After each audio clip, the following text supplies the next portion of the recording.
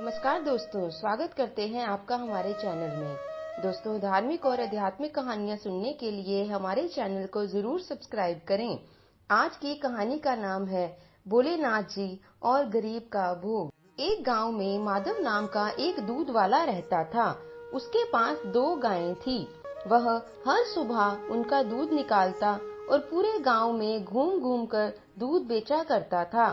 माधव का हर रोज का नियम था कि दूध बेचने के बाद उसके पास जो भी कुछ बचता था उसे माधव रास्ते में शिवजी के मंदिर में शिवलिंग पर चढ़ा देता था।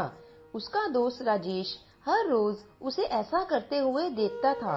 एक दिन उसके मित्र राजेश ने उससे पूछा कि तू इतनी मेहनत से पूरे गांव में दूध बेचता है, फिर जो दूध बच जाता है उसे शिवलिंग पर क्यों चढ़ा देता है? बाकी लोग तो थोड़ा सा दूध पानी में मिलाकर शिवलिंग पर चढ़ाते हैं।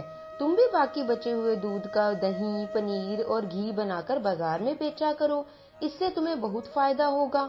माधव ने कहा, राजेश, मैं पूजा पाठ नहीं जानता।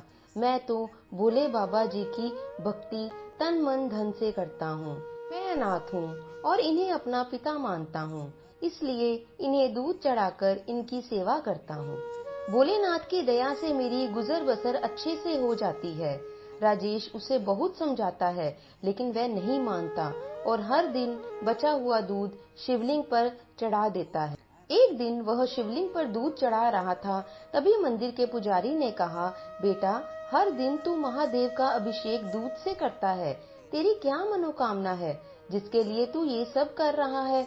माधव ने कहा, मुझे भोलेनाथ जी से कुछ नहीं चाहिए। मैं पूजा पाठ तो जानता नहीं हूँ। मैंने कुछ लोगों को पानी में दूध मिलाकर चढ़ाते देखा, तो मुझे लगा कि भोलेनाथ पानी मिला दूध पीकर कमजोर ना हो जाएं, इसलिए मैं इन्हें शुद्ध दूध चढ़ा देता हूँ। यह सुनकर पुजारी बाबा जी जोर से हंसने लगे। वह माधव के भोलेपन और उसकी अनोखी भक्ति से बहुत ही हैरान थे। एक दिन गांव में बहुत बारिश हो रही थी। माधव गांव में बारिश के कारण दूध बेचने नहीं जा पाया। उसका सारा दूध बच गया। वह सारा दूध लेकर मंदिर में पहुंच गया। वहां पुजारी बाबा ने उसे रोका और कहा, बेटा, इतना दूध चढ़ाएगा तो सारा का सारा दूध पानी की तरह बह जाएगा। तब माधव ने कहा, बाबा जी, ये तो मेरा रोज का नियम है, मैं इसे कैसे छोड़ सकता हूँ? मैं दूध घर वापस नहीं लेकर जा सकता। तब पुजारी बाबा ने कहा, तब तुम सारे दूध की खीर बनाकर भोले बाबा को भोग लगाओ और खीर सारे गांव में बांट दो, इससे तुझे और अधिक पुण्य मिलेगा। माधव को पुजारी की बात बहुत ही अच्छी लगी। वह गांव से खीर बनाने का सामान ले आया। मंदिर में सारे दूध की खीर बनाई। उसने भोलेनाथ का अभिषेक खीर से किया और सारे गांव में खीर बांट दी। उसके बाद से माधव ने एक नियम बनाया। वह हर रोज बचा हुआ दूध शिवलिंग पर चढ़ा देता था और महीने में एक बार दूध नहीं बेचता था। वह उस दिन सारे दूध की खीर बनाकर भगवान को उसका भोग लगाकर गांव में बांट देता था। इधर कैलाश पर्वत पर भगवान भोलेनाथ जी ने ये सारी बात माँ पार्वती जी को बताई। तब पार्वती जी ने कहा, आपका भक्त कभी आपकी पूजा तो करता नहीं और ना ही कभी आपका नाम लेता है। केवल दूध और खीर से अभिषेक करने से ही आप उससे कैसे प्रसन्न हो गए? भगवान भोलेनाथ जी ने कहा कि पार्वती, उसकी निश्चल भक्ति ने मेरा मन जीत लिया है। इस संसार में हर कोई मेरी भक्ति और पूजा किसी न किसी कामना से ही करता है, लेकिन मेरा यह भक्त मुझे अपना पिता मानकर मेरी पूजा करता है और यह मेरी चिंता करता है कि कहीं पानी मिले दूध से मैं कमजोर ना हो जाऊं, इसलिए यह मेरा अभिषेक शुद्ध दूध से करता है। पार्वती जी ने कहा, महाराज, तब हमें इसकी परीक्षा लेनी चाहिए।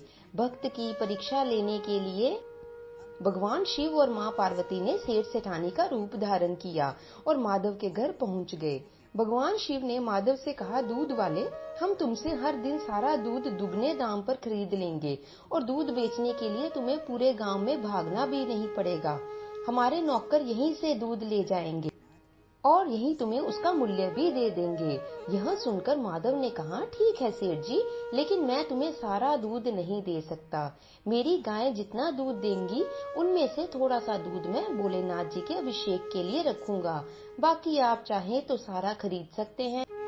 तब पार्वती जी ने कहा, हमें तो बहुत सारा दूध चाहिए, इसलिए सारा दूध दे दो, भले ही दाम 4 गुना ले लो।